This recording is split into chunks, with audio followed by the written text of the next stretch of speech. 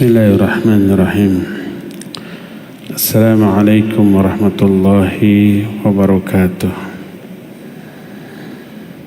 Innal hamdalillah nahmaduhu wa nasta'inuhu wa nastaghfiruh wa na'udzu billahi min shururi anfusina wa sayyiati a'malina.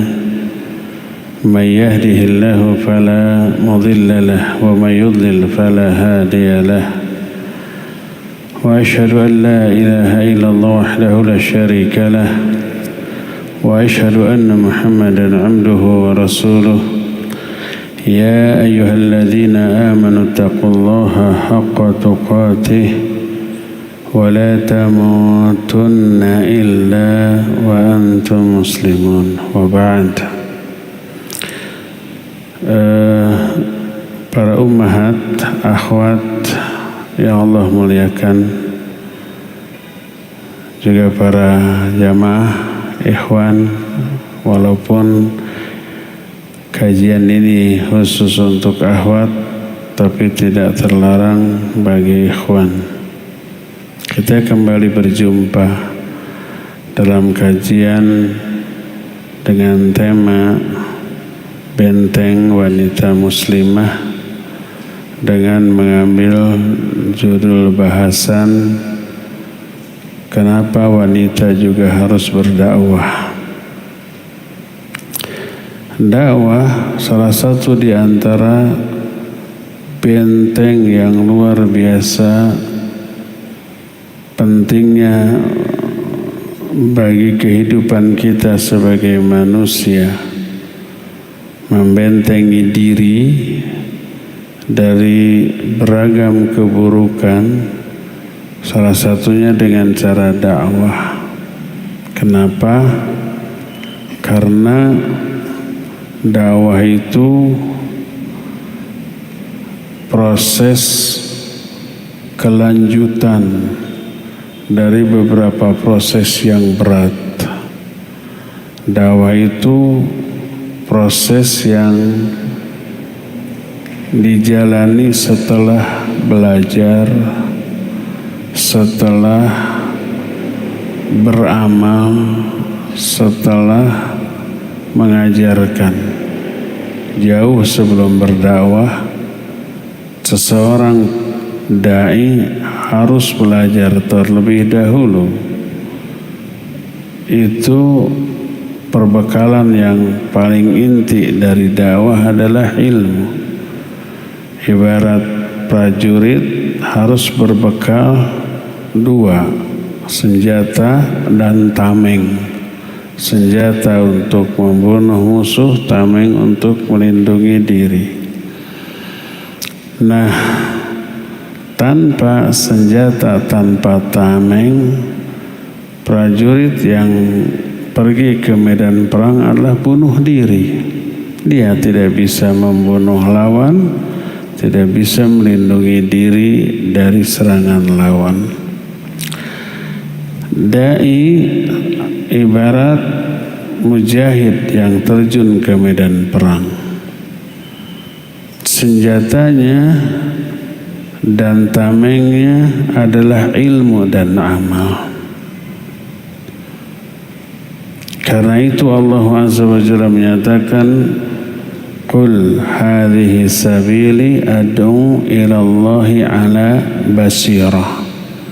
Katakan oleh Muhammad, inilah jalan hidupku.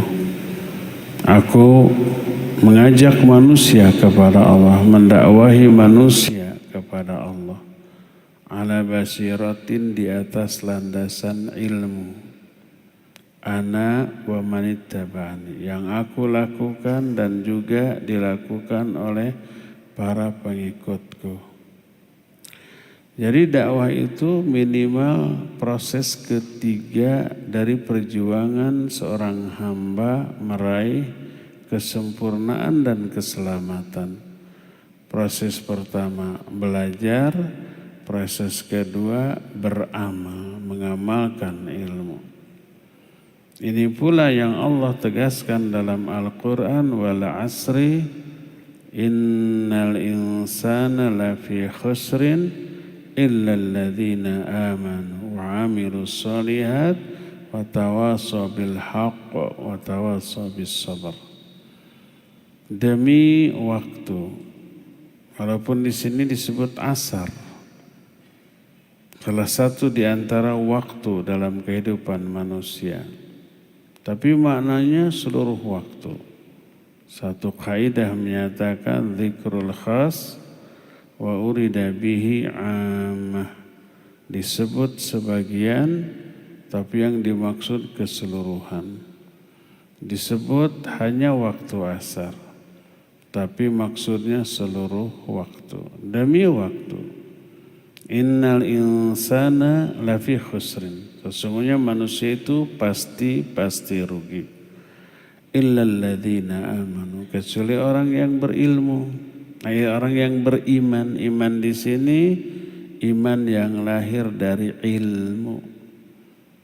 Di dalam setiap lafaz iman sudah terkandung makna ilmu. Itu perkataan Ibnu Abbas. Semua ayat yang di dalamnya mengandung lafaz iman sudah tercakup ilmu. Illal ladzina amanu, itu ilmu yang melahirkan iman. Wa amilus sholihat, itu amal, pengamalan dari ilmu. Wa tawasaw bil haqq, itu dakwah. Saling memberi wasiat tentang kebenaran, itu adalah dakwah. Karena itu maka orang yang berdakwah dipastikan orang itu orang yang berilmu dan orang yang sudah beramal dengan ilmunya. Nah, dengan demikian kita bisa melihat maksud niat orang belajar ilmu. Seperti perkataan Imam Ahmad. Beliau menyatakan al-ilmu la ya'diluhu syai'un in sahhat niyatuhu. Ilmu itu tak ada bandingannya kalau niatnya benar. Ditanya kaifa dzalik, bagaimana niat yang benar dalam mencari ilmu? Dijawab yanwi raf'al jahli an nafsihi wa an ghairihi. Dia meniatkan mencari ilmu untuk menghilangkan kebodohan dari dirinya dan kebodohan dari diri orang lain.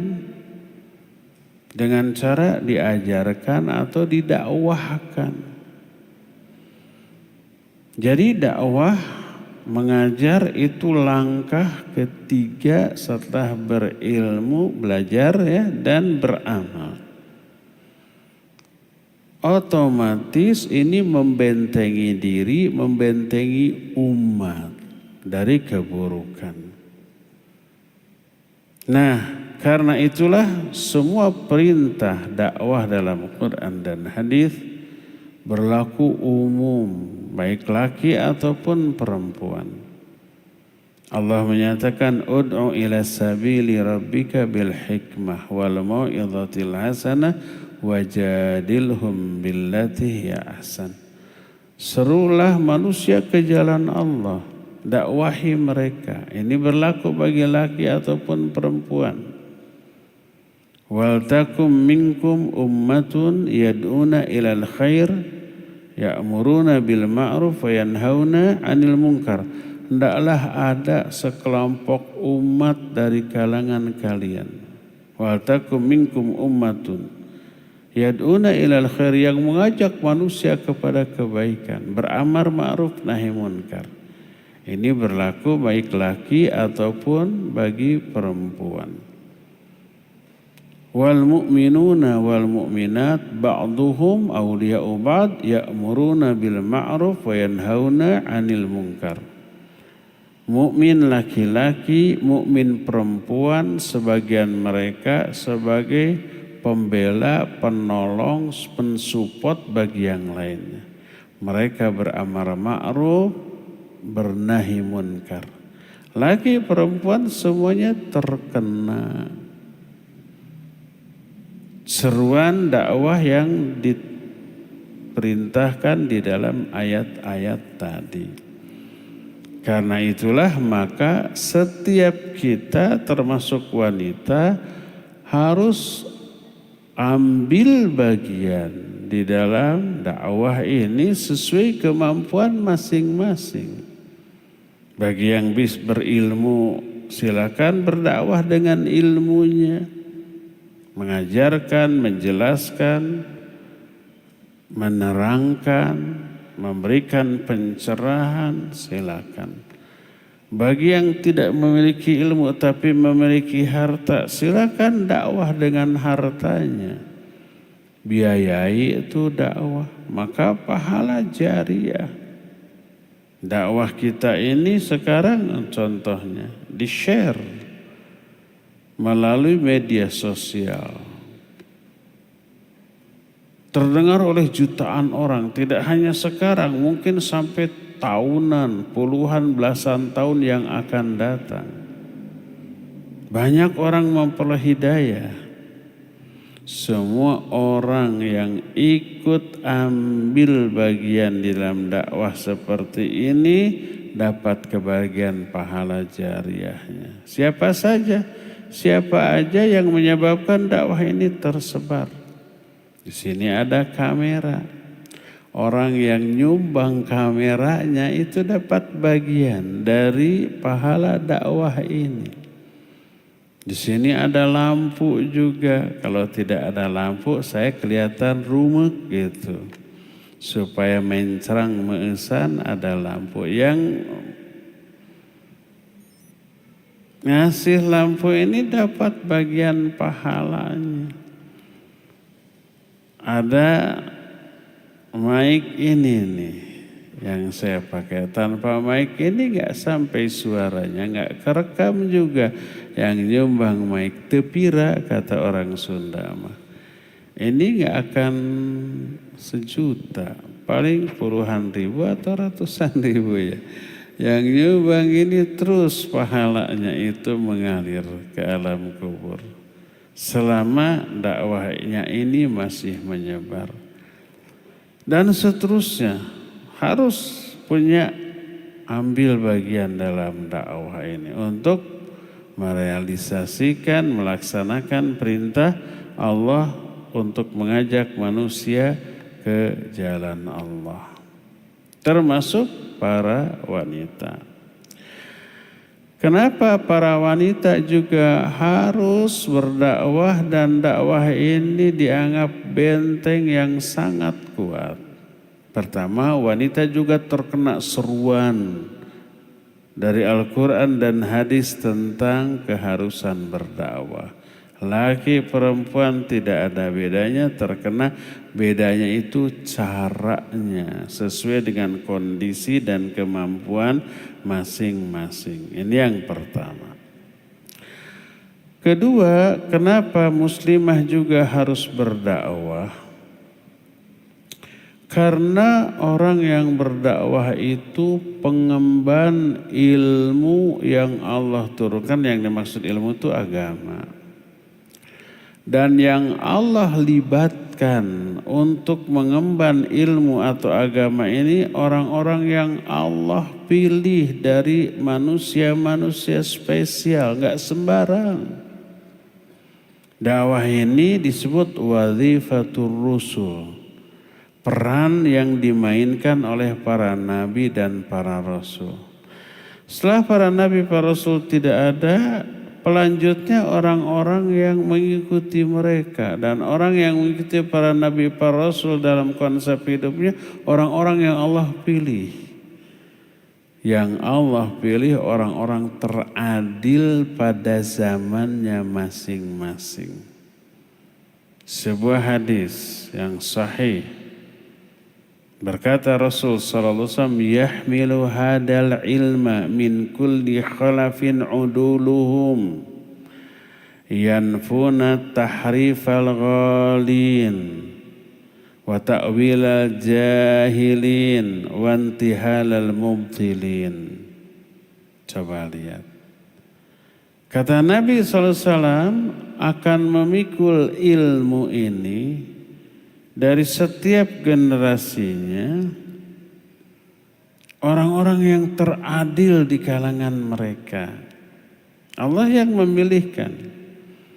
Mereka yang memikul agama ini yanfuna tahrifal ghalin, membantah tahrif yang dilakukan oleh orang-orang yang melewati batas. Tahrif itu perubahan, penambahan, pengurangan, mengada-ngadakan kebid'ahan dalam perkara agama.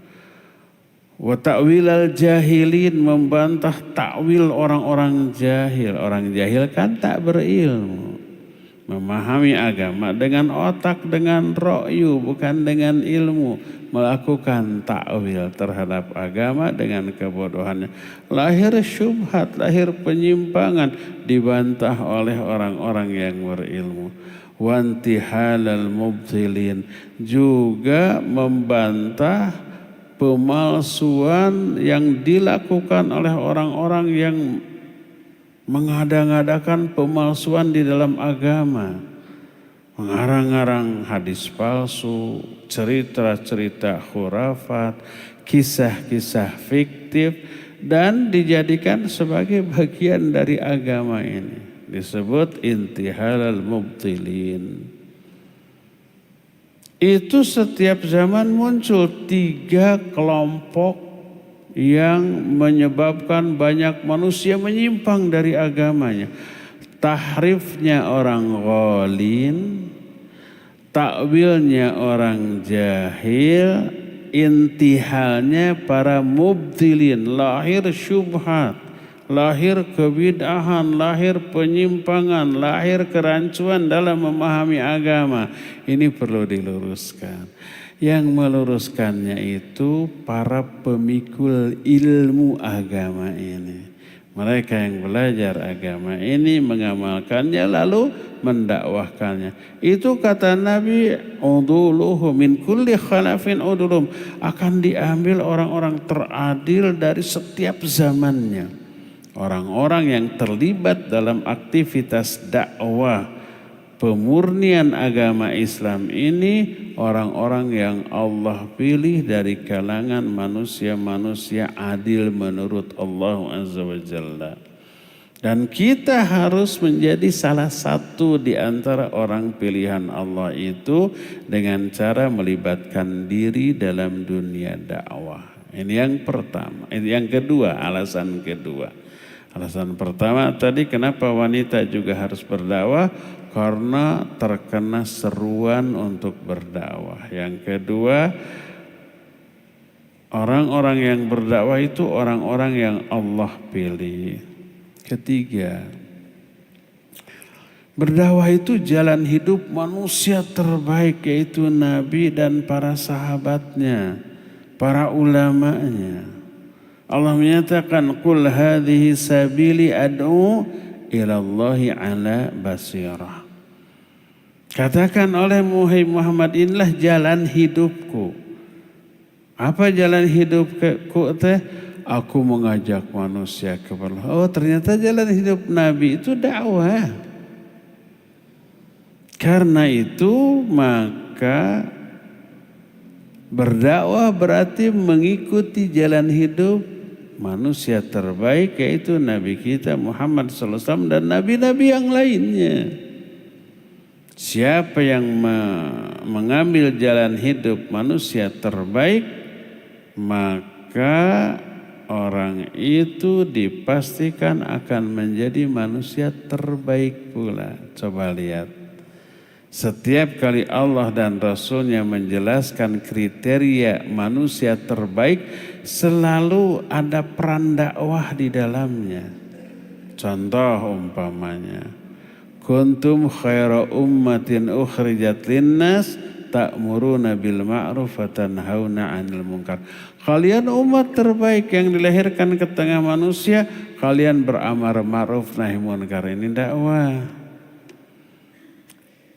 Khairukum man ta'allamal Qur'an wa 'allamahu. Sebaik-baik kalian orang yang belajar Quran lalu mengajarkannya. Ini dakwah. Dan banyak lagi keterangan-keterangan lainnya, ya. Karena itu kalau kita ingin menelusuri jalan hidup manusia terbaik, libatkan diri kita di dalam dakwah. Apapun peran yang kita mainkan dalam dakwah itu efeknya luar biasa. Ini alasan ketiga. Alasan keempat. Dakwah itu adalah siratal mustaqim. Itu yang selalu kita minta sehari semalam minimal 17 kali. Di momen terbaik yaitu dalam sholat. Kita berdoa ihdinas siratal mustaqim. Ya Allah tunjukkan kepada kami siratal mustaqim. Kita sudah jelaskan makna ihdina dua. Tunjukkan itu dua. Beri hidayah. Pertama hidayah ilmu, yang kedua hidayah taufik. Karena ada orang setelah berilmu tidak diamalkan, tidak diyakini, tidak dijalani. Dia dapat hidayah irsyad berupa ilmu, tapi nggak dapat hidayah taufik. Apa itu siratal mustaqim? Siratal mustaqim itu banyak penafsirannya.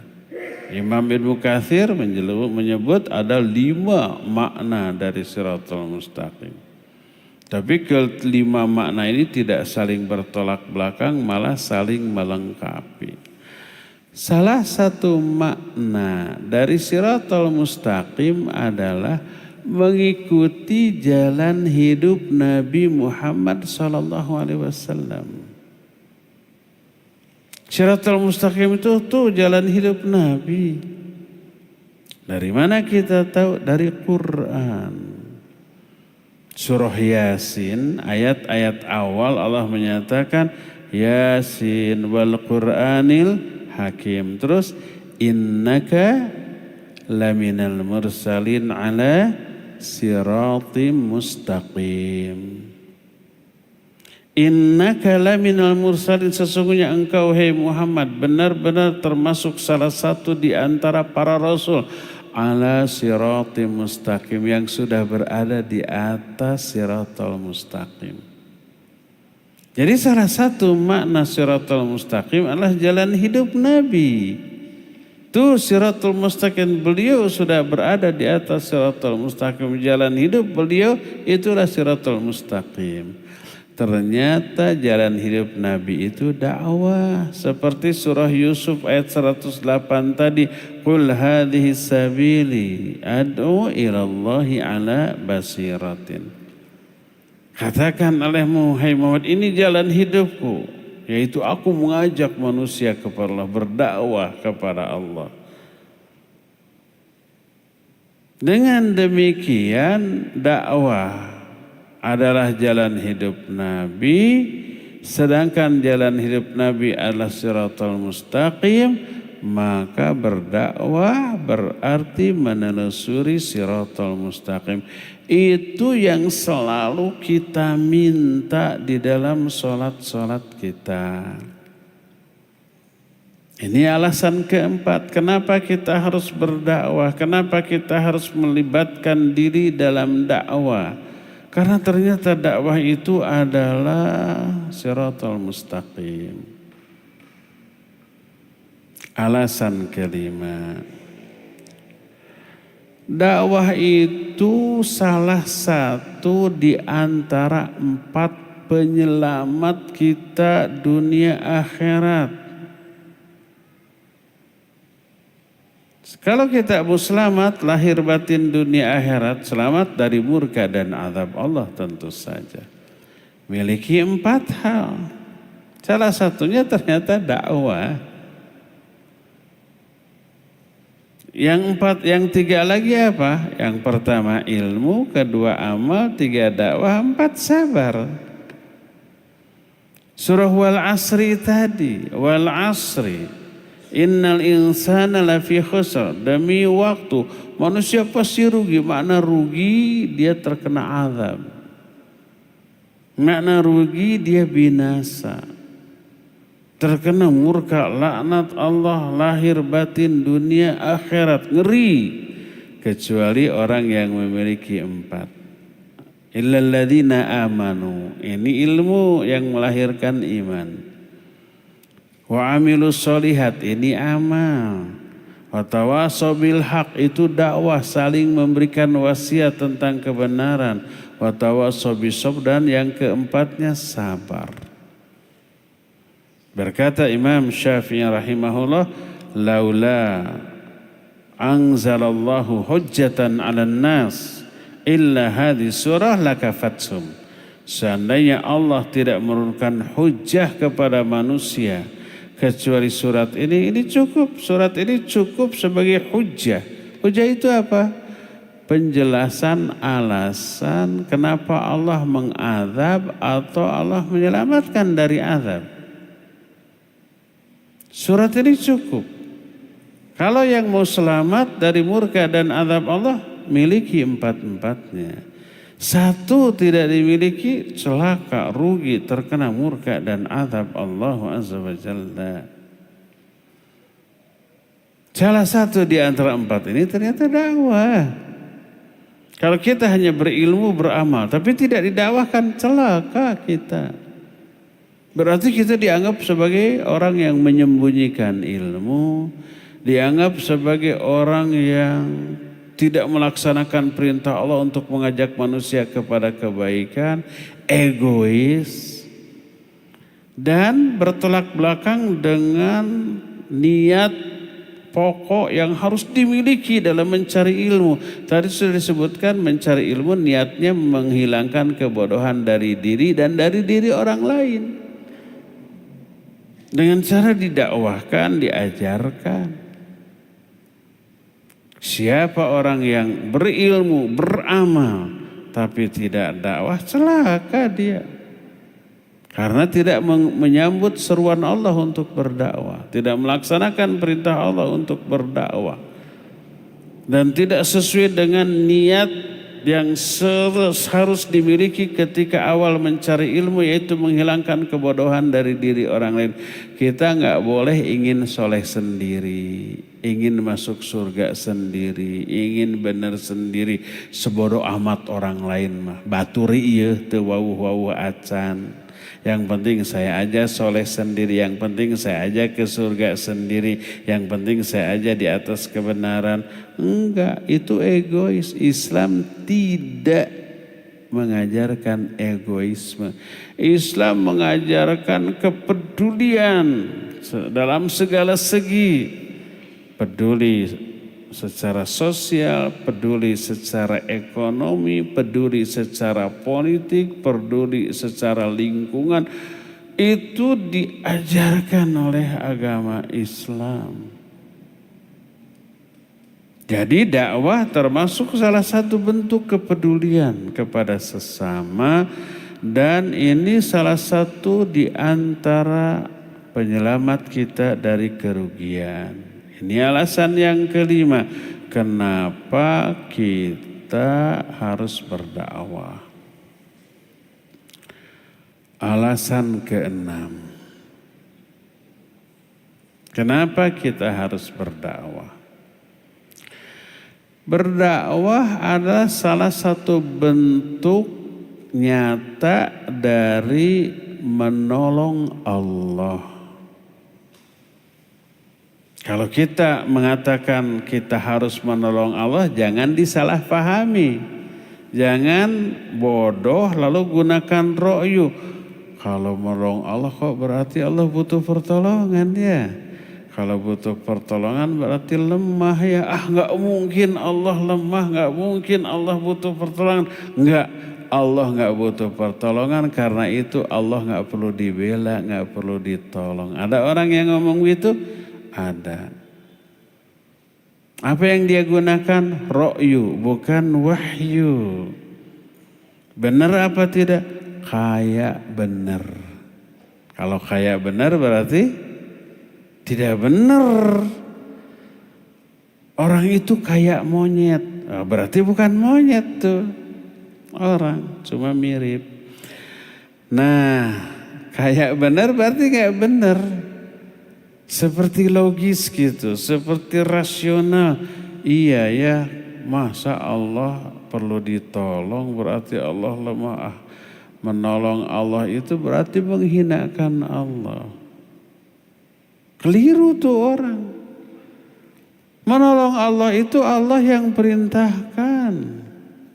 Kita semua wajib menjadi penolong-penolong Allah. Lihat surah As-Saff ayat 14, ya ayyuhalladzina amanu kunu ansarallah. Kama qala Isa ibn Maryam lil hawariyina man ansari ila Allah. Qala al hawariyuna nahnu ansarullah. Allah menyatakan, hai orang-orang yang beriman, jadilah kalian penolong-penolong Allah. Jadi Allah yang perintahkan kepada kita agar kita menolong Allah. Tapi jangan disalahpahami, oh Allah butuh pertolongan. Allah kalau begitu lemah. Jangan, itu keliru. Masa firman Allah difahami secara keliru. Terus bagaimana tuh pemahaman yang benar? Menolong Allah artinya membela, menolong agamanya. Memangnya Allah tidak bisa menolong sendiri? Ya bisalah. Tapi nanti menjadi kehidupan manusia itu tidak manusiawi. Kalau ada orang durhaka mau merubah Al-Quran, Allah turunkan api dari langit, truk kebakar. Lalu apa peran kaum muslimin di dalam menunjukkan kecintaannya kepada agama? Kalau setiap ada orang yang menentang agama Allah, biar Allah aja yang ngehukum kita. Nangkep harigu, nangge gado, ucang ange, gitu. Nggak ada perjuangan. Allah ingin mengetahui sejauh mana loyalitas, cinta, perhatian, kepedulian seorang muslim kepada agamanya. Jadi kalau agamanya dihina gimana nih?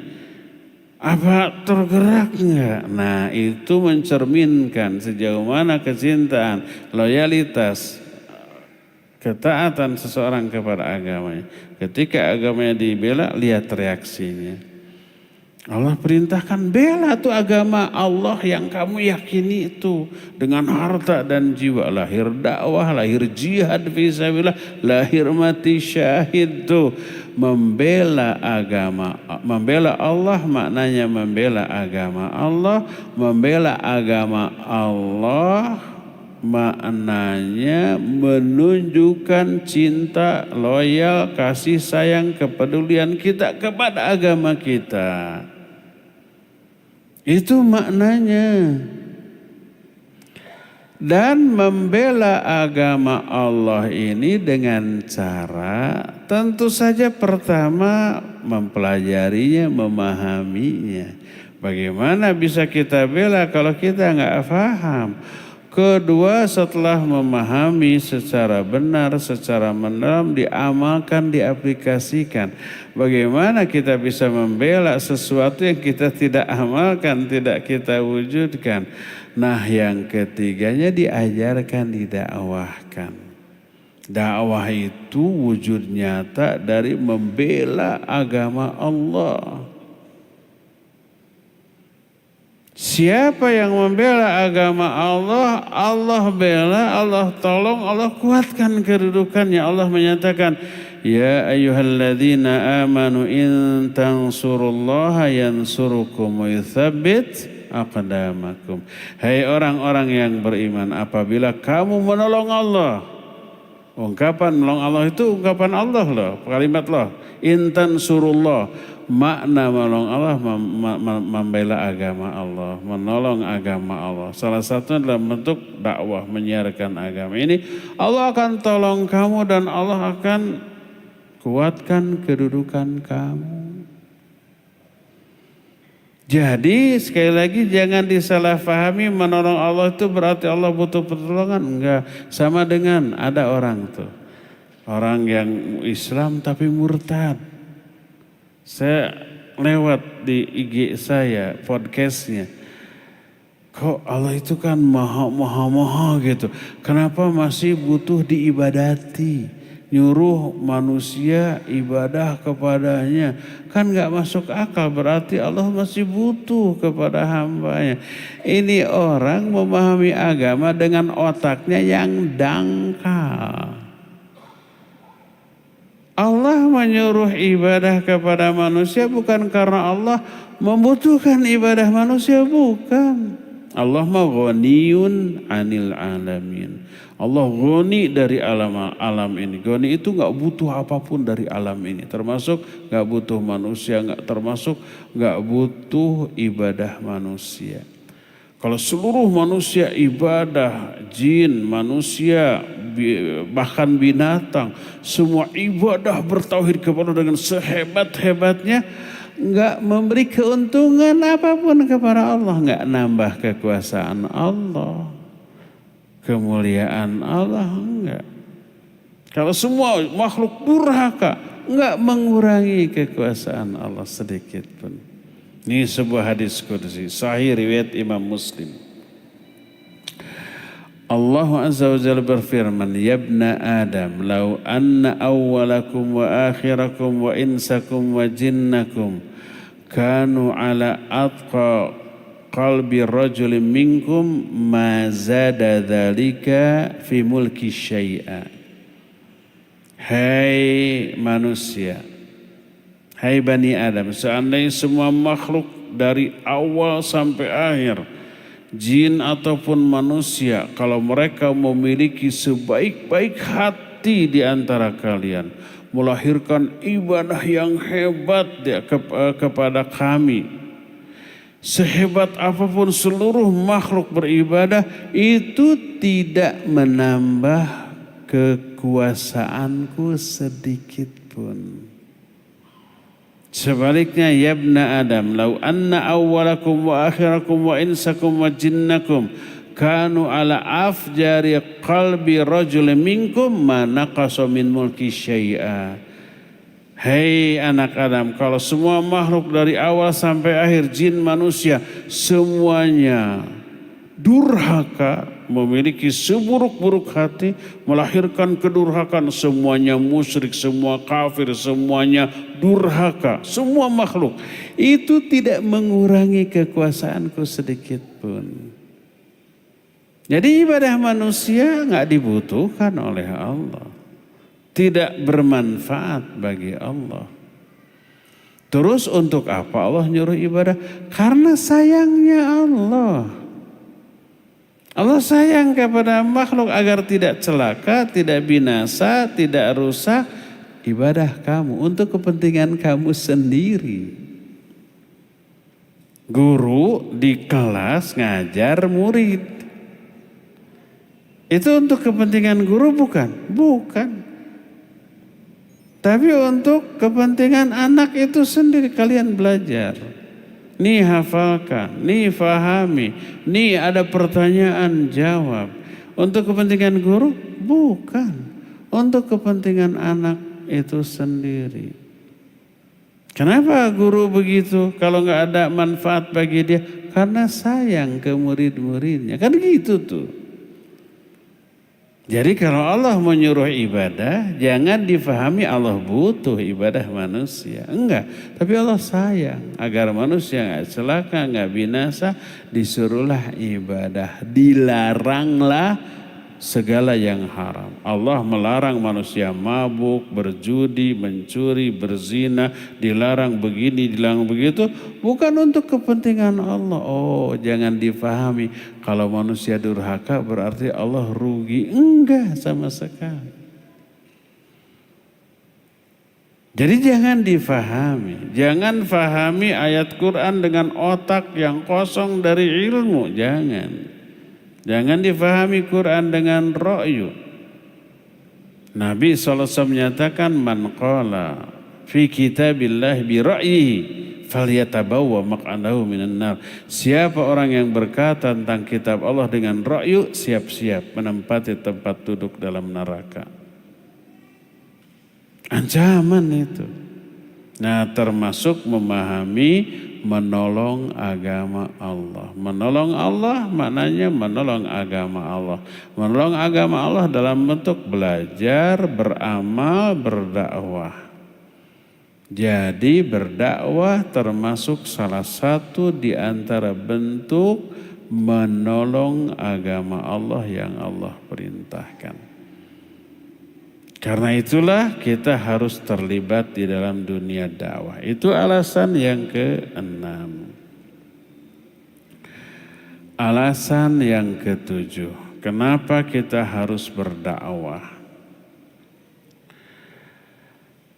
Karena berdakwah itu mengundang pertama pujian sanjungan Allah kepada kita. Kedua, mengundang doa ampunan dan rahmat malaikat untuk kita.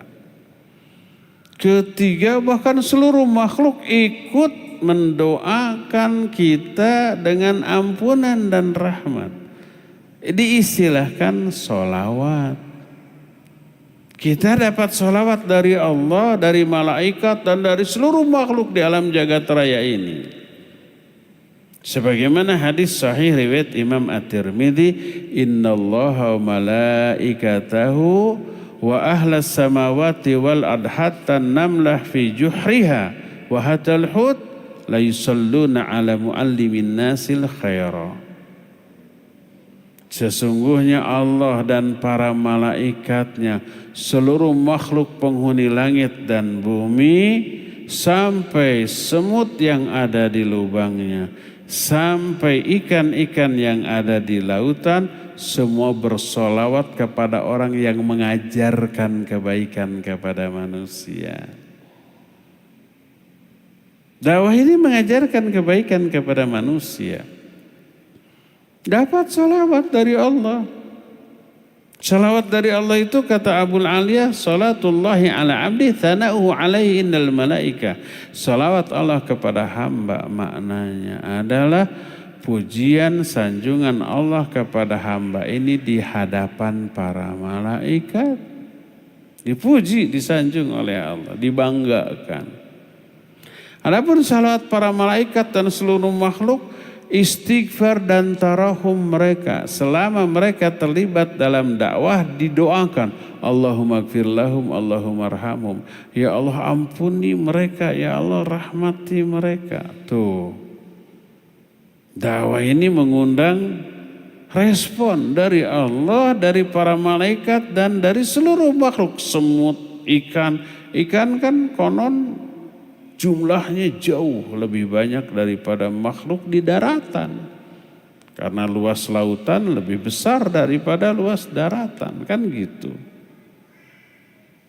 Karena itu sayang kalau kita tidak terlibat dalam dakwah. Ini alasan ketujuh, kenapa kita termasuk muslimah juga harus melibatkan diri di dalam dakwah. Kedelapan, dakwah adalah amal jariyah. Makna amal jariyah ini amalan yang melahirkan pahala yang tak putus-putus sampai kiamat. Bukan seumur hidup. Tapi setelah kita mati pun pahala dari dakwah ngalir terus ke alam kubur. Kenapa? Karena ilmu yang kita dakwahkan itu masih bermanfaat bagi orang-orang yang masih hidup. Kitanya sudah mati. Masuk ke alam kubur, seluruh jasad kita sudah hancur, pahalanya tetap meluncur ke alam kubur. Kenapa? Karena dakwah memberikan petunjuk ke jalan kebaikan. Kata Nabi SAW, man sanna fil Islam sunnatan hasanatan falahu ajruha wa ajru man amila biha. Siapa orang yang memberikan petunjuk ke jalan kebaikan akan dapat pahala ditambah dengan pahala orang-orang yang mengikuti kebaikan itu tanpa mengurangi pahala dari para pengikutnya sedikit pun. ngalir terus. Bahkan sudah mati tapi yang dakwahkannya masih manfaat, ngalir terus pahalanya. Idza mata ibnu adama in qata amaluhu illa min thalathin. Kalau anak Adam mati, putus pahala dari semua amalnya kecuali 3. Salah satunya al ilmu yuntafa'u, ilmu yang bermanfaat. Ngalir. Dengan berdakwah berarti investasi pahala yang tak ada putus-putusnya. Kita tidur, dalam tidur kita dapat pahala. Bukan pahala dari tidurnya, tapi pahala dari ilmu yang kita dakwahkan ke orang lain. Mungkin di bagian lain ketika tidur ada orang lain yang mengamalkan ilmu dari kita, dapat pahala ketika tidur.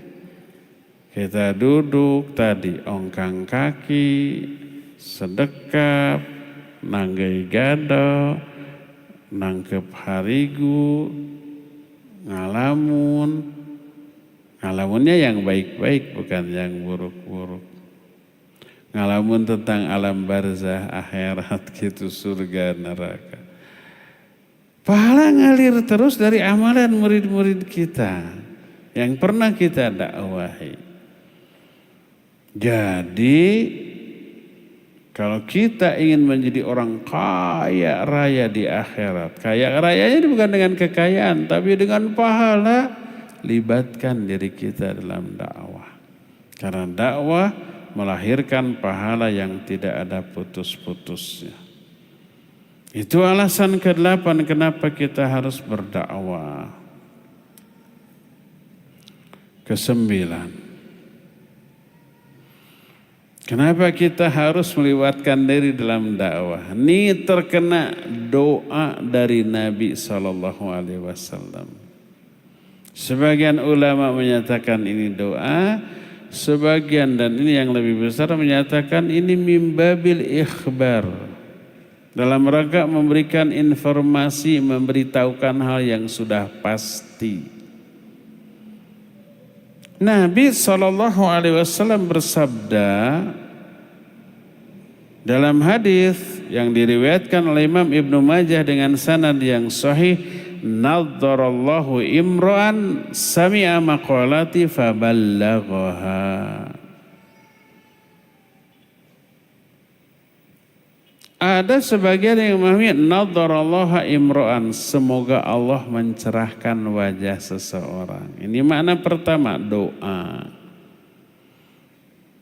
Tapi yang lebih kuat ini informasi, ini berita. Kata Rasul SAW, Allah pasti akan mencerahkan wajah seseorang.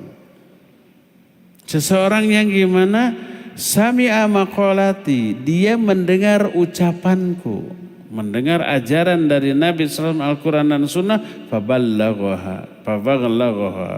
Lalu dia sampaikan, dia dakwahkan. Belajar, kemudian mengajar. Belajar, lalu didakwahkan. Maka Nabi menjamin akan Allah cerahkan orang itu. Dan Nabi memberikan jaminan itu adalah dasar wahyu. Wa may yantiqu anil hawa in huwa illa wahyu yuha. Nabi itu tidak pernah berbicara dari hawa nafsu. Semua yang diucapkan itu wahyu yang Allah berikan kepadanya. Nabi menekankan kepastian orang itu akan dicerahkan wajahnya dengan menetapkan, mengungkapkan dengan fi'il madhi dalam bahasa Arab. Nadharallah. Fi'il madhi itu bahasa Inggrisnya past tense. Kata kerja bentuk lampu. Artinya apa? Telah. Tapi belum. Akan. Nadharallahu, Allah akan mencerahkan. Akan kalau diungkapkan dengan fi'il madhi artinya pasti. Pasti Allah akan mencerahkan wajah seseorang yang mendengar ucapanku lalu disampaikan kepada orang lain, berdakwah. Adapun yang dimaksud mencerahkan adalah membahagiakan. Di mana, kapan? Dunia akhirat. Karena hadis ini tidak menyebut waktu, berarti mutlak dunia akhirat. Dan cerahnya wajah, ekspresi kebahagiaan. Ta'rifu fi wujuhihim nadratan na'im. Engkau melihat dalam wajah mereka nadratan na'im, cerahnya wajah karena penuh kenikmatan. Itu ayat yang berbicara tentang kondisi ahli surga. Wajahnya itu cerah sumringah, dan kecerahan wajah ekspresi dari apa? Perasaan hatinya, senang, bahagia, gembira, riang gitu. Di dunia ini juga begitu kan, kalau kita ingin tahu orang itu sedang bahagia, sedang sedih, lihat ekspresi wajahnya. Kalau manyun kayak sakit gigi, padahal giginya sehat, ini mungkin lagi sedih dia, lagi bingung dia, lagi panik dia. Mungkin penyebabnya lagi patah hati, penyebabnya bokeh, kanker, penyebabnya macam-macam lah gitu ya. Tapi kalau ekspresinya sumringah, selalu senyum, kelihatannya itu, ini menunjukkan hatinya sedang riang, bahagia. Penyebab riangnya, bahagianya, senangnya orang lahir batin dunia akhirat adalah ilmu dan dakwah. Belajar, mengajar, difahami, didakwahkan. Ini kata Nabi SAW. Itu sampai ke akhirat loh. Ta'rifu fi wujuhihim nadratan na'im. Engkau melihat wajah mereka, dalam wajah mereka itu nadratan na'im, cerahnya ekspresi karena kenikmatan, karena kebahagiaan. Jadi kalau kita ingin meraih kebahagiaan dunia sampai akhirat, libatkan kita dalam dua aktivitas, belajar, mengajar. Tapi di tengah-tengah belajar mengajar selipkan amal, belajar, beramal, mengajar, belajar, beramal, mengajar, dakwah. Ini alasan yang ke-9 kenapa kita harus melibatkan diri dalam dakwah. Dakwah itu sumber kebahagiaan dunia akhirat. Tapi bukankah orang yang berdakwah banyak yang membuli, memfitnah, mencelakan gitu ya? Harusnya sedih, betul. Jangankan kita, kurang apa Nabi SAW? Kurang baik gimana dakwahnya, kurang bijak gimana, kurang lembut gimana. Beliau orang dengan sebaik-baik dakwah. Ada nggak yang membuli, menghina? Banyak. Digelari tukang sihir, orang gila, tukang syair, pemecah belah persatuan, penyesat umat, segala macam. Gelar-gelar buruk ditujukan orang. Itu Nabi, apalagi kita. Apakah stres, kecewa, depresi? Tidak. Bagi para duat, semakin dibuli, semakin dihina, semakin untung tuh. Kan kita sering jelaskan bagaimana kiat agar kita tidak stres, tidak sakit hati ketika dibuli, dizolimi orang. Sering saya jelaskan, gak ada alasan untuk sedih, untuk sakit hati, untuk stres ketika dibuli. Karena bulian itu menguntungkan. Dengan dibuli, dosa kita gugur tanpa harus bertaubat dari dosa itu. Pahala nambah, doa kita makbul, diijabah oleh Allah, derajat kemuliaan kita meningkat. Jadi kalau saya sendiri, kalau melihat di YouTube atau di media sosial ada potongan ceramah saya, lihat komentarnya, banyak yang membuli itu. Alhamdulillah, dapat tambahan pahala, gugur dosa, terus juga doa saya kalau ditujukan ke orang itu bakal makbul, derajat kemuliaan itu bakal meningkat. Dan Allah akan memberikan 2 kali lipat kebahagiaan setelah kesulitan ini berlalu. Begitu saja. Apa alasannya kita kecil hati ketika dibuli? Senang, wah alhamdulillah dosa berguguran tanpa harus bertobat, pahala nambah tanpa harus beramal, doanya makbul gitu tanpa harus mencari sebab-sebab khusus untuk dikabulkannya doa, dan banyak lagi yang lainnya. Bahagia tetap di tengah bulian, celaan, makian, hinaan, fitnahan orang. Itulah alasan yang ke-9. Ke-10 sama dengan yang barusan, sedikit dengan lafaz yang berbeda. Hadis riwayat Imam Ahmad dalam kitab Musnadnya dengan sanad yang sahih. Berkata Nabi SAW, rahimallahu imra'an sami'a minni hadithan fahafidhahu hatta yuballighahu ghairah. Allah pasti akan memberi rahmat kepada seseorang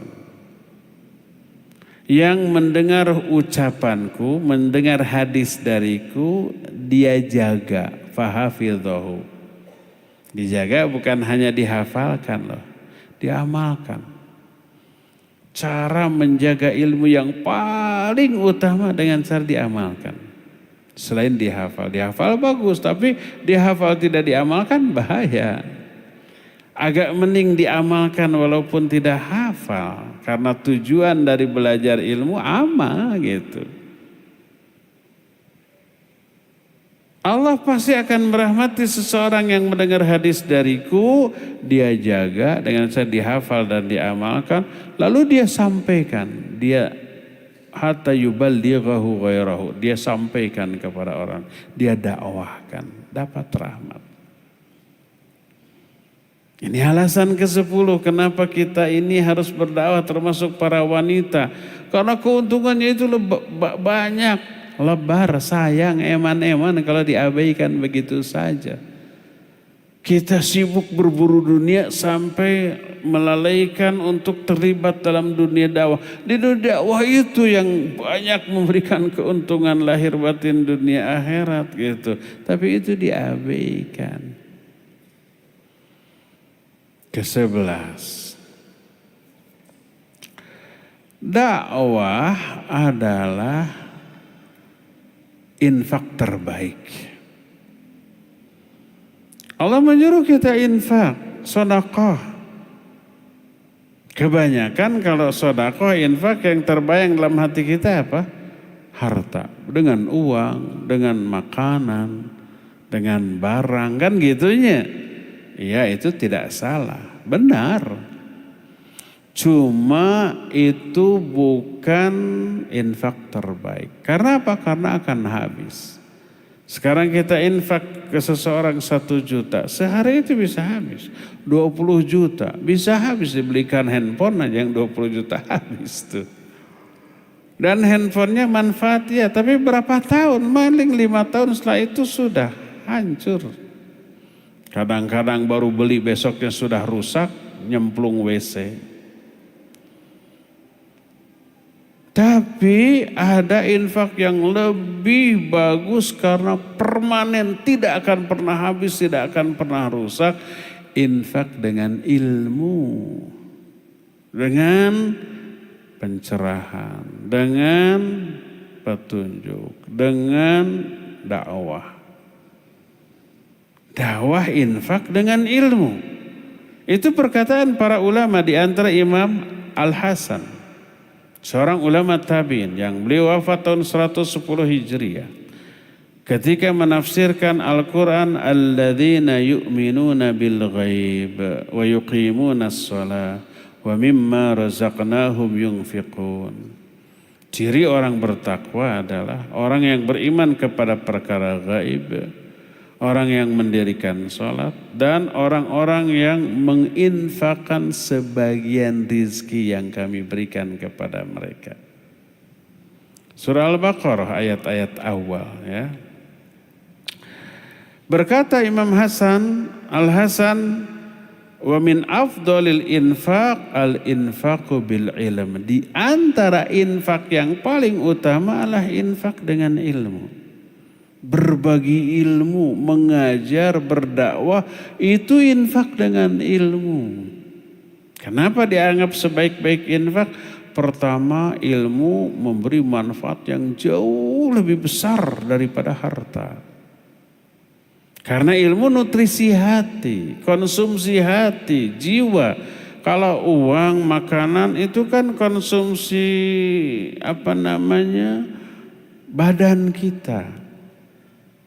Kedua, kalau ilmu itu pasti nutrisi yang pasti bagus. Kalau makanan belum tentu bagus. Infak umpamanya 10.000 diberikan bala-bala sapiring. Dalam bahasa Sunda itu kagorengan, kejelekan. Dimakan enak, tapi berefek buruk ke tubuh, kan gitu ya. Belum tentu manfaat. Enak, ya pasti enak. Tapi efeknya ke tubuh belum tentu bagus. Tidak setiap yang enak itu bagus. Tapi kalau ilmu ya enak bagi jiwa, ya pasti manfaat. Itu alasan kedua, kenapa ilmu itu infak yang terbaik. Pertama itu nutrisi hati, nutrisi jiwa. Kedua itu pasti nutrisi yang bagus, konsumsi yang bagus. Tidak semua konsumsi itu bagus. Di antara konsumsi hati yang buruk, musik dan nyanyian. Itu konsumsi hati, membuat hati terhibur, tenang. Tapi buruk tuh efeknya kepada jiwa. Ketiga, ilmu itu permanen, gak akan pernah habis. Semakin banyak dibagi, semakin menyebar, semakin bertambah manfaatnya tuh sampai hari kiamat. Karena itulah maka berdakwah berarti berinfak, bersedekah dengan ilmu, bersedekah dengan sebaik-baik sedekah. Lihat betapa banyaknya keuntungan, keagungan, kemuliaan yang terkandung dalam dakwah. Maka sayang kalau kita tidak melibatkan diri dalam aktivitas dakwah. Itu investasi akhirat yang paling menguntungkan dakwah itu. Yuk jangan abaikan, jangan sia-siakan hidup kita hanya untuk mengejar yang sementara yaitu dunia dengan mengabaikan yang abadi. Jangan selalu berburu harta dengan mengabaikan berburu pahala. Berburu pahala dan keutamaan lain, inilah tempatnya yaitu dakwah. Ini alasannya kenapa kita harus berdakwah, termasuk juga para wanita ya. Ya cukup sampai di sini dulu, sudah 1 jam lebih yang kita habiskan. Nanti benteng yang lainnya akan kita lanjut di pertemuan yang akan datang. Kita masih punya sisa waktu untuk bertanya jawab. Wa sallallahu ala nabiyina Muhammadin wa ala alihi wa ashabihi wasallam.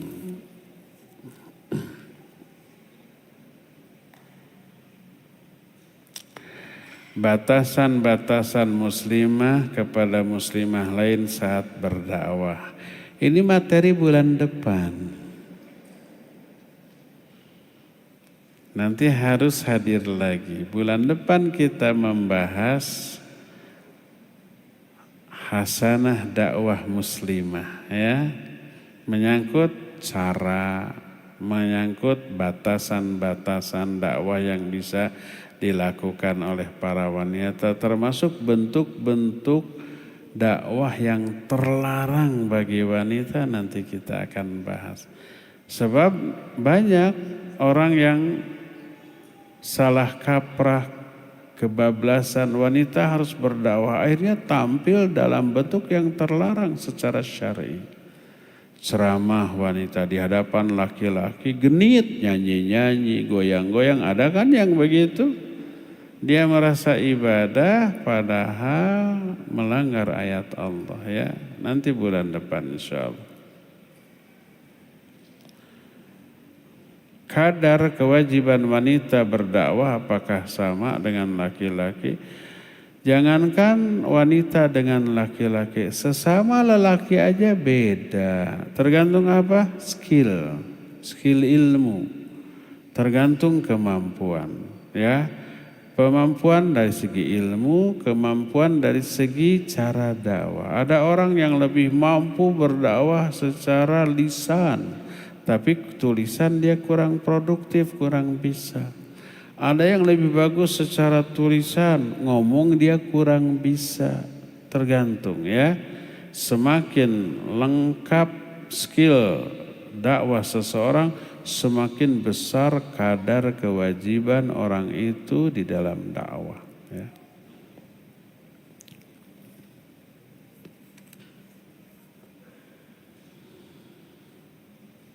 Assalamualaikum Ustaz. Waalaikumsalam warahmatullahi wabarakatuh. Di zaman sekarang, sosial media merupakan salah satu media dakwah. Lalu bagaimana jika sesama muslimah saling mengingatkan melalui komentar-komentar postingan di media sosial? Karena ada beberapa berprinsip bahwa itu terlalu sok alim, ujub, merasa diri paling solihah. Pertama, media sosial itu sekedar sarana, fasilitas, wasilah, alat. Bisa dipakai kebaikan, bisa dipakai keburukan. Semua begitu, radio, tip, kaset, sekarang sudah nggak ada kaset tip, ya. Termasuk juga TV, internet, itu media.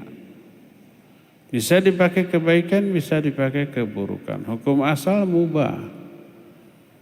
Gunakan untuk kebaikan agar bisa menghasilkan pahala jariyah.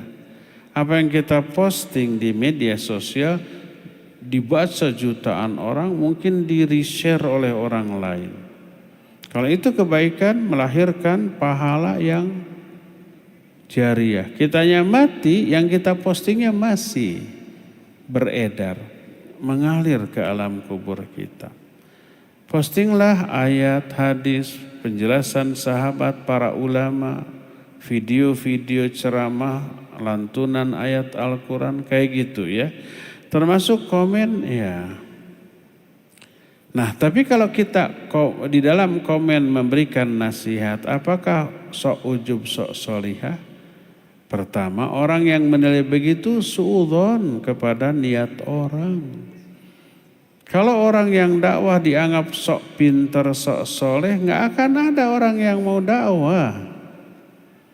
Berani nggak menyatakan Nabi itu sok soleh, sok pinter, ngajak orang kepada kebaikan, apa begitu? Oh, itu Nabi maksum. Oke, lihat para sahabat, para ulama dakwah, apa mereka sok pinter, sok soleh? Enggak. Jadi tadi niat mencari ilmu menghilangkan kebodohan dari diri dan dari diri orang lain. Mungkin kita sudah berilmu tapi kita kurang mampu menghayati dan mengamalkan ilmu itu untuk diri kita. Tapi ketika diajarkan ke orang lain, murid kita lebih mampu. Mungkin. Murid kita lebih soleh, mungkin, sangat mungkin. Kita berdakwah karena melaksanakan perintah Allah, bukan merasa paling soleh, paling pintar, merasa surga sudah di tangan. Tidak. Kita ingin soleh, ingin ahli surga, ingin selamat dari api neraka. Salah satunya ngajak orang kepada kebaikan. Kenapa kamu ngajak orang, apakah sudah dijamin masuk surga? Enggak, justru karena ingin ke surga bareng-bareng. Justru karena ingin selamat dari api neraka. Belum tentu saya ke surga, belum tentu selamat dari api neraka. Tapi saya berbuat begini karena Allah yang perintahkan, itu saja. Jadi orang yang menuduh sok suci, sok soleh, sok pintar, ujub, itu terlalu kotor jiwanya. Karena menghakimi hati orang. Dari mana dia tahu bahwa orang itu merasa soleh, merasa pintar, merasa suci? Itu karena kekotoran jiwa si penuduh. Selalu negatif thinking gitu. selalu berburuk sangka, selalu melihat sisi buruk dari seseorang, termasuk kebaikan seseorang tetap dilihat sisi buruknya. Kita sudah jelaskan pada waktu membahas amalan hati kekhusyuan, nanti sore akan dilanjutkan ya. Ketika melihat diri sendiri, lihat aib-aib kita. Ketika melihat orang lain, lihat kebaikan dan kelebihannya. Itu yang harus kita lakukan ya. Wallahu a'lam. Bagaimana berdakwah pada orang tua? Pertama, tetaplah sampaikan kebaikan ilmu yang kita fahami kepada orang tua, bagaimanapun caranya. Kalau bisa ngomong langsung ngomong dengan nada tidak menggurui yang tidak menyebabkan orang tua menyimpang, tersinggung. Kadang orang tua meyakini anaknya ini pinter, berilmu. Kadang orang tua nanya, gimana menurut kamu gini-gini. Lalu kita menjelaskan begini, nasihati. Tapi dengan posisi memang orang tua memandang anaknya ini lebih pintar karena belajar, karena mondok, karena kelihatan berilmu gitu. Ya nggak masalah. Memberitahukan, menjawab pertanyaan kalau bisa. Kalau nggak bisa, ajak orang tua ke pengajian seperti ini biar mendengar. Kalau nggak memungkinkan, setel di rumah, radio, TV, YouTube yang isinya kajian ceramah biar didengar oleh orang tua ya.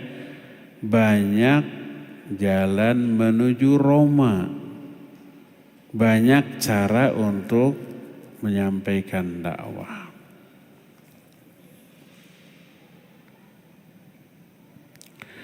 Bagaimana hukumnya menghadiri undangan dari teman yang merayakan ulang tahun pernikahan? Kalau perayaan pernikahan yang namanya walimah, wajib hadir. Kecuali kalau di dalamnya ada maksiat. Di dalam walimah itu ikhtilat, musik, nyanyian, aurat nggak boleh hadir. Tapi kalau dipisah nggak ada musik, kecuali nasyid gitu boleh hadirlah. Dan itu wajib. Kalau ulang tahun pernikahan nggak ada sunnahnya ya. Itu mungkin tradisi orang-orang non-muslim. Hadir enggak? Kalau yang kayak begitu dipastikan ada penyimpangan ikhtilat di dalamnya ya. Mungkin tak mustahil ada musik dan nyanyian.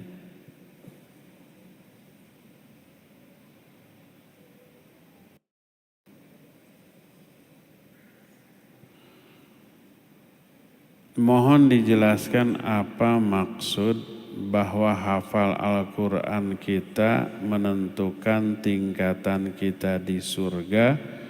Bagaimana dengan yang sudah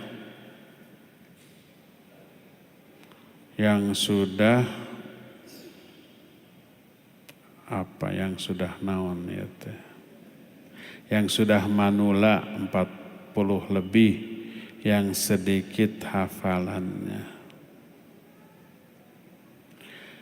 Hafal Quran menentukan tingkatan kita di surga. Kata siapa? Nggak ada keterangan itu. Yang ada adalah level kalian di surga ditentukan oleh akhir ayat yang kalian baca.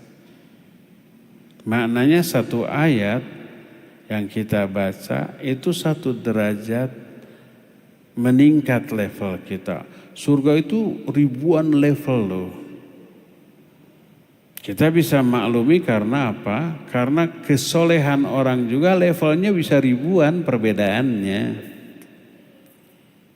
Otomatis karena keadilan Allah, orang yang level kesolehannya tinggi nggak bisa masukkan ke dalam surga yang selevel dengan orang yang kesolehannya di bawah itu. Tentu saja beda. Allah itu maha adil. Nah, salah satu penentu dari level surga itu berapa banyak ayat yang kita baca. Termasuk langkah kita ke masjid baik untuk sholat seperti untuk ngaji begini, itu langkah kita menambah satu pahala, mengurangi satu dosa dan meningkatkan satu level derajat di surga. Bagi orang yang tidak memiliki kemampuan menghafal yang banyak, baca yang banyak, baca Al-Quran bolak-balik. Dari Al-Fatihah, Al-Baqarah, Ali Imran, An-Nisa, Al-Maidah, terus sampai An-Nas, balik lagi. Terus seumur hidup. Tamat, balik lagi. Tamat, balik lagi. Pahalanya gede, dihitung per huruf. Satu huruf, satu kebaikan, dan satu kebaikan dikasih 10 pahala. Bismillahirrahmanirrahim aja 19 huruf 190 pahala tuh ya. Jadi bagi yang susah untuk menghafal, kena penyakit hese apal gancang poho, perbanyak baca Al-Quran. Apakah ada kewajiban bahwa sebelum berdakwah kita juga sudah melaksanakan? Tidak ada kewajiban. Kita wajib mengamalkan apa yang kita dakwahkan, tapi anjuran ya ada. Kecuali yang kita dakwahkan perkara yang memang wajib untuk dilakukan. Seperti umpamanya sholat yang 5 waktu, kita ajak, ayo sholat yang 5 waktu itu rukun Islam, itu wajib, kalau enggak dosa. Nah itu sebelumnya wajib untuk kita amalkan. Wajib saum Ramadan, wajib. Tapi kalau yang amalannya sunnah seperti kita menganjurkan tahajud. Tahajudlah nanti malam. Setiap malam. Karena keutamanya gini. Tapi kita sih belum, tidak dosa. Ayo saum Senin Kamis lah. Itu keutamaan luar biasa. Tapi kita tidak. Maka tidak dosa. Jadi ayat dan hadis yang mencela orang yang berbicara tapi tidak diamalkan. Atamuruna an-nasa bil birri wa tansawna anfusakum. Apakah kamu mau menyuruh orang lain berbuat baik tapi kamu sendiri tidak, melupakan diri sendiri? Ya ayyuhalladzina amanu lima taquluna ma la taf'alun? Kabura maqtan innallaha an taqulu ma la taf'alun. Kenapa kamu mengatakan apa yang tidak kamu lakukan? Besar kemurkaan Allah kepada orang yang mengatakan apa yang tidak dia lakukan. Ayat-ayat itu diperuntukkan bagi orang yang mengajak kepada kewajiban tapi dia sendiri tidak melakukannya. Ayat itu ditujukan kepada orang yang melarang orang lain dari yang haram tapi dia sendiri masih melakukan perkara haram itu. Itu baru dosa. Tapi kalau orang mengajak kepada amalan sunnah tapi dia sendiri belum mengamalkan, tidak dosa. Dan ketika dia menganjurkan orang lain berbuat baik, tetap dapat pahala. Tahajud ya nanti malam, tiap malam lah. Pasang alarm. Dia dapat pahala dengan itu walaupun dia sendiri tidak tahajud. Karena tidak tahajud tidaklah dosa, karena itu hukumnya adalah sunnah. Wallahu a'lam. Hatur nuhun Ustadz Sawangsulna.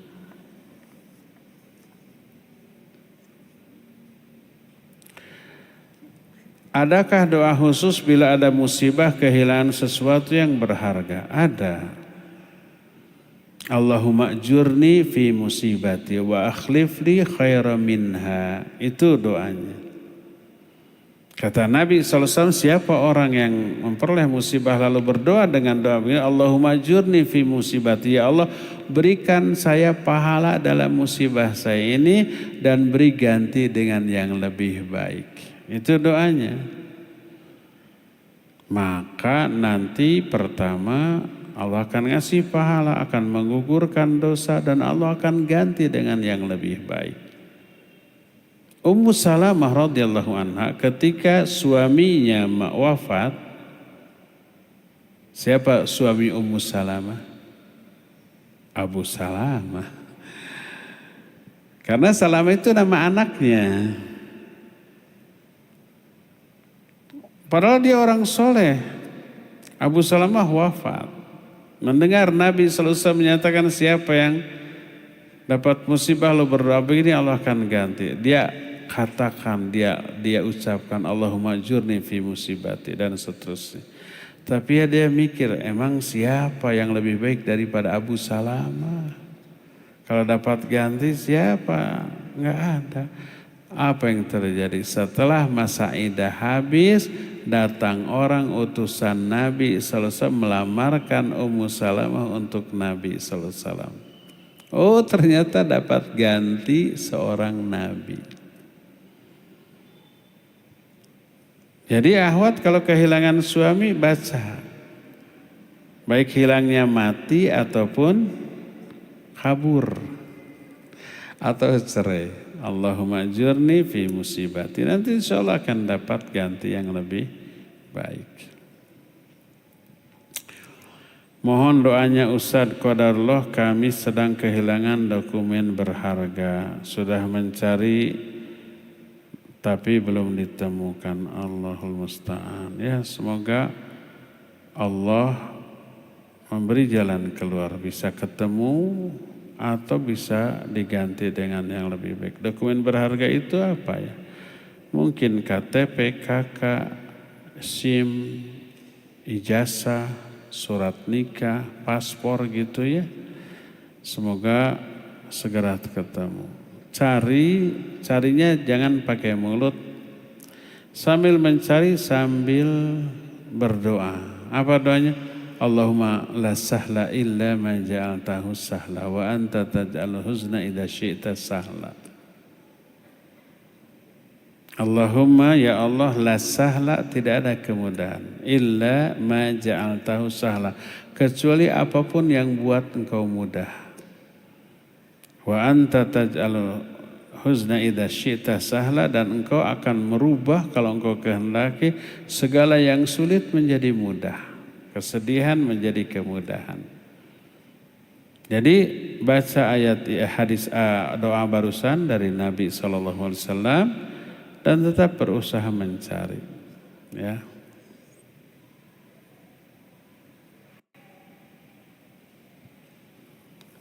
Semoga Allah mudahkan segera dapat ketemu, ya.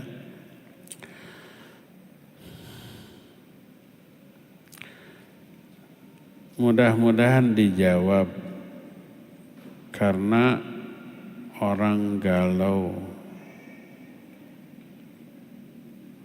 Mudah-mudahan dijawab karena anak galau. Oh, Ustadz, anak seorang dosen dengan label umum psikologi. Ana diminta mengajar di salah satu institusi agama karena latar belakang psikologi, dan yang dianggap faham agama belum terlalu banyak. Pertanyaan, apakah hal seperti kondisi anak masih disebut berdakwah?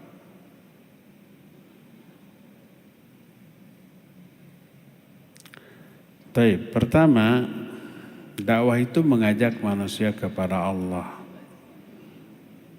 Bisa dengan beragam disiplin ilmu. Psikologi bisa, tentu saja bisa. Psikologi bagian dari agama Islam. Islam sangat memperhatikan aspek psikis. Bahkan aspek yang paling disorot oleh agama adalah aspek psikis. Wa fi anfusikum afala tubsirun. Tentang jiwa kamu, tidakkah kamu perhatikan? Psikologi kan membahas masalah hati kebanyakan. Dan itu hati bagian yang paling inti dari diri manusia, ya. Maka banyak para ulama yang membahas masalah hati, seperti amalan hati yang kita bahas setiap Kamis sore nanti itu dengan judul A'malul Qulub. Syekhul Islam Ibn Taimiyah menyusun kitab tentang hati, At-Tuhfah Al-Iraqiyah fil A'malil Qalbiyah. Amalan hati yang itu sudah kita bahas selesai. Imam Ibnu Qayyim rahimahullah itu kitab-kitabnya banyak yang menjurus kepada masalah hati. Ad-Da'u wad-Dawa, masalah hati. Madarijus Salikin, masalah hati. Termasuk Miftahud Daris Sa'adah, itu semuanya psikologi itu. Al-Ghazali menyusun kitab Ajaibul Qulub, keajaiban hati. Qutul Qulub, qutul itu artinya nutrisi hati. Itu masalah psikologi. Jadi psikologi bagian yang paling inti dalam masalah agama, karena menyangkut masalah yang paling inti dari diri manusia, yaitu hati. Nah, dan nutrisi, konsumsi, serta terapi hati yang paling bagus adalah tauhid, ilmu tauhid, ilmu akidah. Mengenal nama dan sifat-sifat Allah Azza wa Jalla. Jadi psikologinya bagus dan harus kita perdalam. Yang jadi masalah rujukannya kemana nih? Kalau rujukannya kepada Quran Sunnah, wah luar biasa itu. Tapi kalau rujukannya ke para psikolog barat yang ateis, seperti umpamanya Machiavelli, seperti umpamanya Sigmund Freud, ateis. Mereka mendasarkan ilmu psikologinya itu kepada keyakinan ateisnya, sekularismenya. Itu berbahaya, bertolak belakang, ya. Nah, bagi umpamanya ikhwan akhwat yang sudah belajar psikologi umum di kampus-kampus umum yang berkiblat ke barat, dulu juga saya pernah dapat mata kuliah psikologi umum. Memang rujukannya begitu ke barat. Nah, merujuklah kepada ulama-ulama Islam tentang masalah hati, tentang masalah jiwa. Yang kita bahas sore nanti itu masalah psikologi, masalah amalan hati, tentang ikhlas, tentang tawakal, tentang kehusuan. Kita sedang bahas kehusuan, tentang muraqabah, itu psikologi. Obat stres itu di sana adanya, ya. Jadi kalau posisi kita sebagai guru atau dosen masalah ilmu kejiwaan, bagus, manfaatkan itu sebagai dakwah. Merujuklah kepada apa? Kepada rujukan-rujukan para ulama, ya. Dan bila memungkinkan, seperti yang dilakukan oleh para ulama ketika mereka belajar filsafat. Yang mereka pelajari tentang filsafat dari kaum filosof adalah menemukan kekeliruan, kesalahan, kejanggalan, lalu diterangkan. Teori-teori kaum filosof dijelaskan kekeliruannya, kesesatannya, bahayanya, yang benar ini. Psikologi juga begitu. Ada juga ilmu sosiologi, tapi teorinya berkiblat ke barat. Ada juga ilmu manajemen, ada psikologi manajemen, ada. Itu berkiblat ke barat, bukan berkiblat kepada syariat. Tapi kalau manajemen, psikologi manajemen ini juga berdasarkan rujukan syariat, Masya Allah, itu bisa luar biasa bagusnya gitu ya. Nah, jadi kalau saya sih menganjurkan ibu yang jadi dosen psikologi ini coba banyak merujuk kepada ulama-ulama tentang masalah psikologi, tentang masalah hati, tentang masalah jiwa. Kemudian ajarkan itu. Pasti kalau ulama didasarkan kepada ayat, hadis. Kenapa?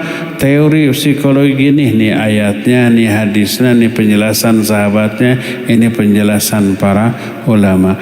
Jadi murid-murid kita ketika memahami psikologi sudah di framing merujuk kepada Quran Sunnah berdasarkan pemahaman para ahlinya, para ulama dari kitab-kitab mereka ya. Jadi tetaplah mengajar kalau itu yang diajarkan itu dakwah, mengajak manusia kepada kebenaran. Dengan ana menjadi dosen, bagaimanapun waktu ana berkurang untuk mempelajari dakwah yang fokus pada agama. Apa saran Ustaz? Iya, sisihkan waktu untuk belajar agama, selipkan hasil pelajaran kita dalam kuliah-kuliah kita. Hasil ngaji di sini atau di mana-mana, selipkan. Ingat, sebagai dosen harus ilmiah, rujukannya harus tahu. Ini ungkapan ini ucapan siapa, mana rujukannya agar ilmiah. Oh ini ulama anu dalam kitab anu. Emang bisa bahasa kitab? Tidak, cuma ada terjemahannya. Dan terjemahannya dijamin benar gitu, bukan rekayasa, bukan palsu, bukan kedustaan. Jadi tetaplah sisihkan waktu untuk belajar agama, selipkan hasil pelajaran kita kepada mata kuliah yang kita ajarkan.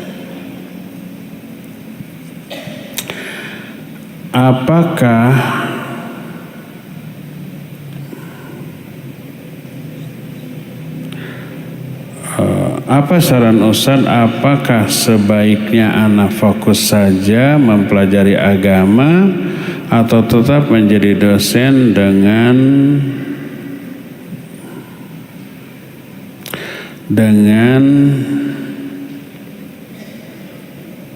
naon ya, juga men-share ilmu psikologi dengan juga menggunakan perspektif Islam. Nah itu yang kedua, yang terakhir ya. Kalau menjadi dosen tetap bisa menjadi ajang kebaikan, mendakwahkan Islam, tetaplah dan tetap isi hasanah ilmu kita dengan ilmu-ilmu agama yang berkaitan dengan mata kuliah yang kita sedang ajarkan. Dan masalah psikologi itu masalah yang paling dapat perhatian dari ulama-ulama Islam. Banyak kitab-kitab yang bertemakan raqaiq. Raqaiq itu tazkiyatun nafas dan bertumpu pada materi tauhid ya. Tauhid itu sumber dari semua psikologi ya. Nah, jadi saran saya tetap belajar, tetap ngaji, tetap mengajar, selipkan hasil pelajaran kita kepada mata kuliah yang kita ajarkan ya. Wallahu a'lam bishawab. Cukup ya, sampai di sini saja.